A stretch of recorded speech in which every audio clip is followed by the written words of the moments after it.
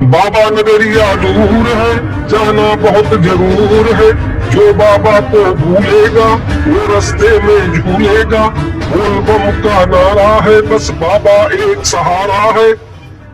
भूत बावन बाबा भोलेनाथ की याद को अपने जहन में हर वक्त ताजा रखने वाले ये कुछ ऐसे नारे हैं जिनकी गूंज अब से ठीक 36 घंटे बाद पूरे जिले को गुंजायमान कर देगी। कर्नलगंज के कटरा सरयू घाट से लेकर जिले के दो बड़े और ऐतिहासिक शिव मंदिरों में शिव भक्तों का ऐसा रेला उमड़ेगा कि हर कोई दांतों तले उंगलियां दबाने को मजबूर हो जाएगा, फिर चाहे वो पुलिस हो या प्रशासन। क्योंकि साल में बस एक कद्री तीज का ही एक ऐसा त्योहार पड़ता है जो अपने आराध्य को जल चढ़ाने के लिए केवल गोंडा के ही लोग 35 से 65 किलोमीटर तक पैदल यात्रा नहीं करते, बल्कि भगवान राम की नगरी अयोध्या से लेकर अन्य तमाम जिलों के लोग भी यहाँ आते हैं,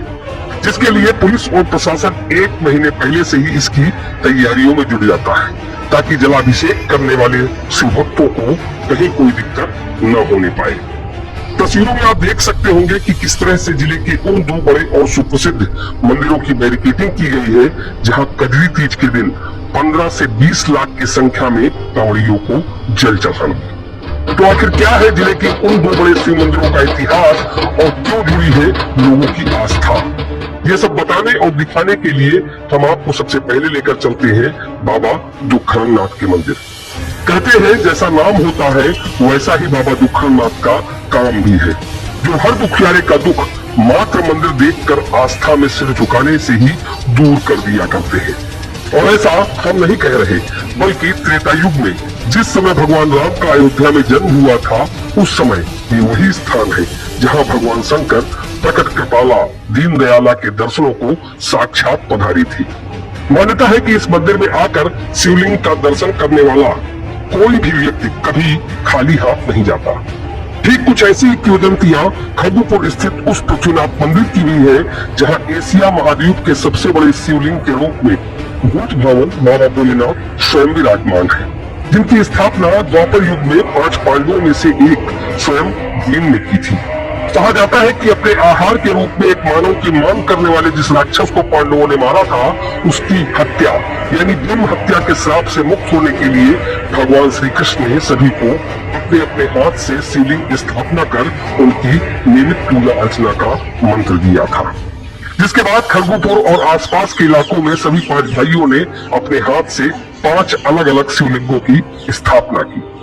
जहाँ हर साल लाखों की संख्या में शिव भक्त जलाभिषेक करते हैं। क्योंकि 5 पांडवों में भीम सबसे ज्यादा शक्तिशाली थे, इसलिए उन्होंने एक ऐसे शिवलिंग की स्थापना की जिस पर कोई व्यक्ति बगैर अपने अंगूठे के बल पर खड़े हुए जल नहीं चढ़ा सकता, फिर चाहे वो कोई बच्चा हो या फिर बूढ़ा।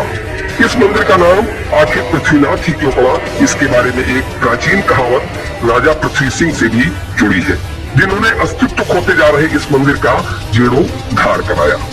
तो फिलहाल ये तो हो गई जिले के 2 सबसे बड़े और सुप्रसिद्ध मंदिरों की बात। आइए अब आपको बताते हैं कि अब से ठीक 36 घंटे बाद यहाँ इन दोनों मंदिरों में होने क्या वाला है।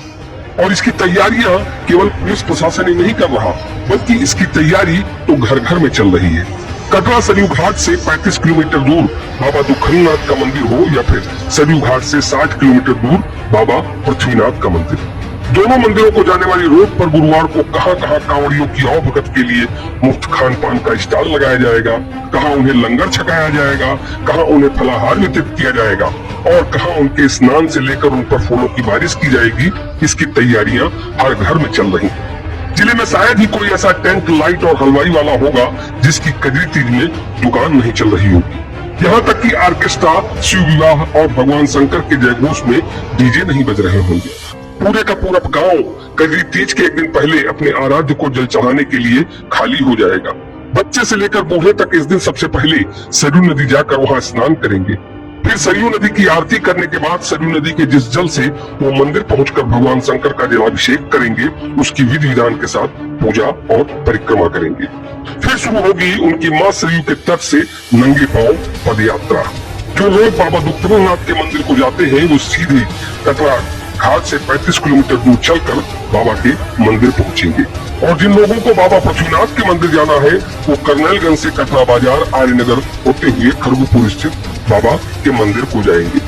जिनकी संख्या इस बार 15 लाख से ऊपर जाने का अनुमान है। वहीं इन शिव भक्तों में तमाम ऐसे भी शिव भक्त होंगे जो नंगे पांव जाकर दोनों मंदिरों में बारी बारी से जलाभिषेक करेंगे। तो फिलहाल अब से ठीक 36 घंटे बाद शुरू होने वाली है पुलिस प्रशासन की वो अग्नि परीक्षा, जिसके इंतजाम की तैयारियां जिले में पिछले 1 महीने से चल रही हैं, जिसके लिए पुलिस की ओर से सादी वर्दी में पुलिस और पीएससी के जवानों को लगाया गया है। वहीं जिले के दोनों बड़े शिव मंदिरों की 3 किलोमीटर पहले से ही बैरिकेडिंग की जा चुकी है, ताकि शिव भक्तों के जलाभिषेक में कहीं कोई दिक्कत न होने पाए।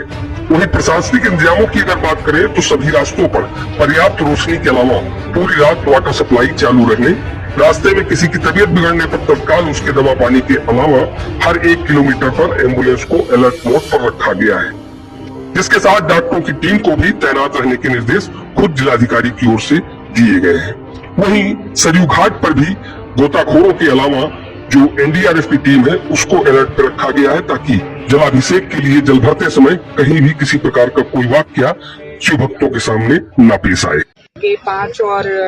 जो 6 तारीख की मध्य में यहाँ कद्री तीज का फेस्टिवल मनाया जाता है गोंडा, उसमें क्राउड कंट्रोल का पूरा हम लोगों ने एक मॉक ड्रिल एक्सरसाइज अपने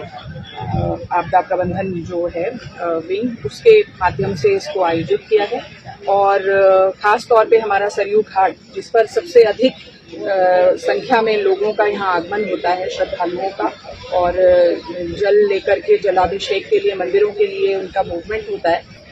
ड्राउनिंग को किस तरह से हम रोकथाम कर सकते हैं उसको लेकर के पूरी एक्सरसाइज पर फोकस था, और उसी आशय का ये ड्रिल आज आयोजित कि बहुत सूक्ष्म रूप से हम लोगों ने इसकी रणनीति तैयार की है। हमारे पुलिस व्यवस्थापन में लगे लोग, सारे जोन्स, सेक्टर्स और सुपर जोन्स में जो लगे हुए मजिस्ट्रेट्स हैं, अन्य जो व्यवस्थाओं में लगे हुए अधिकारी हैं, चाहे वो विद्युत विभाग हो, नगर पालिका हो,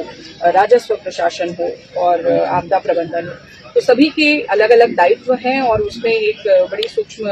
रणनीति तैयार करते हुए हम लोगों ने सबके रोल्स हैं उसको आज पुनः उनका आकलन किया, तैयारियों का जायजा लिया है और एक अच्छा जो सकुशल त्योहार हम लोग मनाने की चेष्टा कर रहे हैं उसकी तरफ हम लोग मजबूती से। दोनों मंदिर जो हमारे यहाँ पर हैं,